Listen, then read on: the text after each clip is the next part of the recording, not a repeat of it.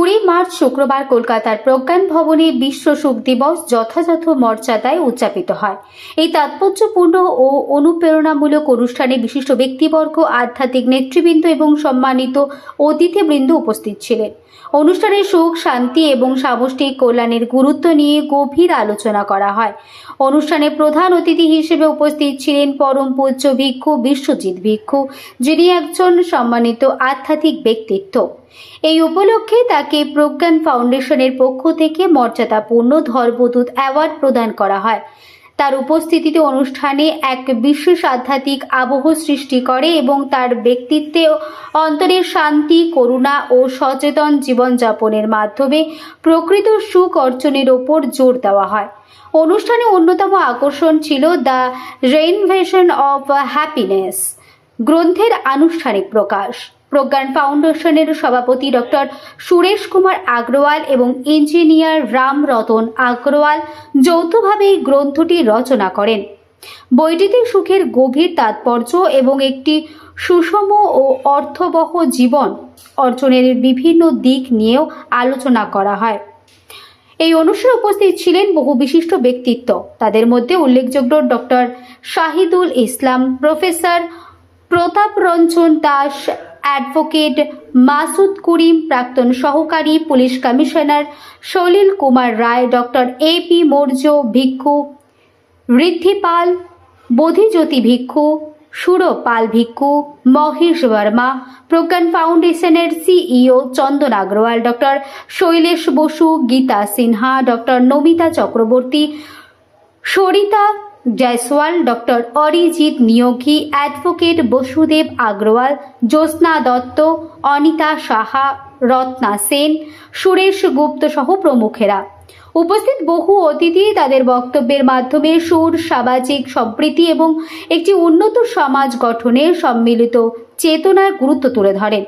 অনুষ্ঠানে সাংস্কৃতিক ও আধ্যাত্মিক আবহকে আরও সমৃদ্ধি করে হিন্দু নববর্ষ উদযাপন করা হয়, যা নতুন সূচনা, ইতিবাচকতা ও আশার প্রতীক। পাশাপাশি ঈদের শুভেচ্ছা বিনিময় করা হয়, যা আমাদের বৈচিত্র্যের মধ্যে ঐক্যের চেতনাকে প্রতিফলিত করে। অনুষ্ঠানের একটি গুরুত্বপূর্ণ অংশ হিসেবে বিশ্ব শান্তির উদ্দেশ্যে বিশেষ প্রার্থনার আয়োজন করা হয়, যেখানে সকলের কল্যাণ, বিশ্ব শান্তি এবং যুদ্ধ ও সংঘাতের অবসানের জন্য সম্মিলিত প্রার্থনা করা হয়। সমগ্র অনুষ্ঠানটি একতা, ইতিবাচকতা এবং সমাজের সুখ, শান্তি ও সম্প্রীতি ছড়িয়ে দেওয়ার দৃঢ় অঙ্গীকারের মধ্যে দিয়েই সমাপ্তি ঘটে। 2013 সাল থেকে আরম্ভ হয়। 2011 সালে থেকে চর্চা আরম্ভ হলো ইউনাইটেড নেশনসে, যুক্তরাষ্ট্রে, যে একটা হ্যাপিনেস ডে পালন করা উচিত। তার আগে 2002 সাল থেকে বিভিন্ন দেশে এটা পালন করা হতো। তারাই প্রপোজাল দিয়েছিল যে ইউনাইটেড নেশনসের মাধ্যমে এটা যাতে চালু করা যায়। তো 2011 সালে মিটিং হলো, তারপর 2012 সালে ফাইনাল হলো জুন মাসে, যে 2013 সাল থেকে 20 মার্চ প্রতি বছর ওয়ার্ল্ড হ্যাপিনেস ডে পালন করা হবে। আজকে দিনে দাঁড়িয়ে আমি বলতে পারি যে বিশ্বের এমন কোনো দেশ নেই যে দেশে বিশ্ব এই খুশি দিবস পালন করা হয় না। এটার অগ্রণী ভূমিকা নিয়েছিল অফকোর্স ভুটান। আমরা সবাই জানি যে ভুটান ছিল এককালে সবচেয়ে সুখী country. The happiest country in the whole world was Bhutan. Happiness ইন্ডেক্সে নাম্বার 1 ছিল এক সময়। এখন অন্যান্য কান্ট্রি হচ্ছে। দুঃখের বিষয় আমাদের ইন্ডিয়া অনেক নিচু স্তরে রয়েছি আমরা। তো আমাদের দেশে আরো এটা বেশি প্রচার করা দরকার যে আমরা হ্যাপি কি করে থাকবো। এই হ্যাপি থাকার জন্য কতগুলো ক্রাইটেরিয়া আছে, যেটা ওয়ার্ল্ড হেলথ অর্গানাইজেশন কিংবা ইউনাইটেড নেশনস বলছে যে হ্যাপি থাকার জন্য, যেটা আমরা আজকে আলোচনা হয়নি যে বিষয়টা, সেটা হচ্ছে প্রথম হচ্ছে দারিদ্র দূর করা। যতক্ষণ দারিদ্র দূরীকরণ হবে না, পভার্টি যতদিন থাকবে ততদিন আমরা হ্যাপিনেসের কথা বলে লাভ নেই। 2 নম্বর হচ্ছে ইকুয়ালিটি, সবাইকে একভাবে মানা। এই যে এই জাতি ওই জাতি, এই ধর্ম ওই ধর্ম, এগুলোকে দূর করতে হবে। তৃতীয় হচ্ছে ইকোনমিক্যাল গ্রোথ। এই তিনটে হয়ে যাওয়ার পর কতগুলো ইন্টারনাল হ্যাপিনেসের জন্য প্র্যাকটিসেস রয়েছে, সেই প্র্যাকটিসগুলো আজকে আমরা এখানে আলোচনা করলাম। যেমন আমরা যদি সোসাইটিকে কিছু কন্ট্রিবিউট করতে পারি, যদি আমরা গ্রেটফুলনেস যদি আমরা এক্সপ্রেস করতে পারি নেচারের প্রতি, আমাদের পরিবারের প্রতি, সকলের প্রতি, যাদের আমরা সাহায্য নিয়ে উঠছি বসছি, নিজের জীবনটা উন্নত করছি, তাদের প্রতি গ্রেটফুলনেস করা। আর তৃতীয়টা হচ্ছে মিনিং অফ লাইফ। আমরা যে এই পৃথিবীতে এসেছি আমাদের নিশ্চয় একটা কারণ আছে। অকারণে আমরা এখানে আসিনি। এই কারণটাকে খুঁজে বার করা যে আমার পৃথিবীতে আসার কারণটা কি, আমার মধ্যে কি ইউনিকনেস রয়েছে, how can I contribute to the সোসাইটিকে আমি কি দিয়ে যেতে পারি, নিজে ভালো থাকবো, সোসাইটির জন্য কিছু করে যাব।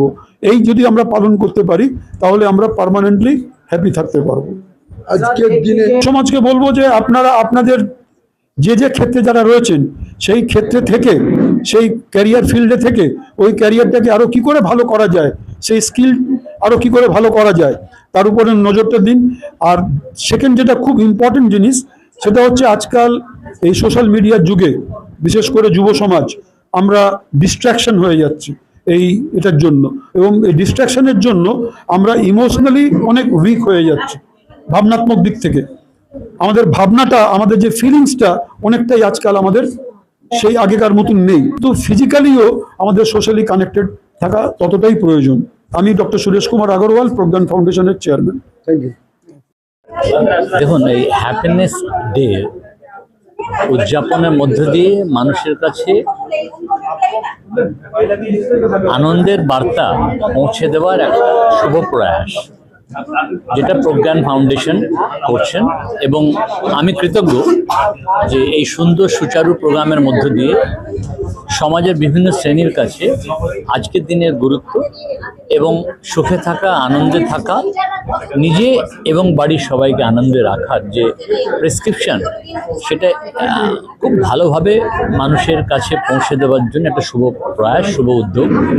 আমি সাধুবাদ জানাই আগরওয়াল সাহেবকে, আমি থ্যাংক ইউ বলি, এবং যারা এই মনোমুগ্ধকর অনুষ্ঠানের মধ্য দিয়ে একটা সুন্দর বার্তা সমাজের বিভিন্ন মানুষের কাছে পৌঁছে দেওয়ার চেষ্টা করছেন, এর জন্য আমি কৃতজ্ঞ। আর এই পরম্পরা, এই সৃষ্টি, এই কালচার, এবং এটাই যেন পশ্চিমবঙ্গ কোয়ালিটি অফ লাইফের সঙ্গে কিন্তু স্যাটিসফ্যাকশনের সঙ্গে খুশিটা ঠিক সেভাবে জড়িত নয়। অনেক কিছু সম্পদ থাকলেও মানুষ খুশি না থাকতে পারে, আবার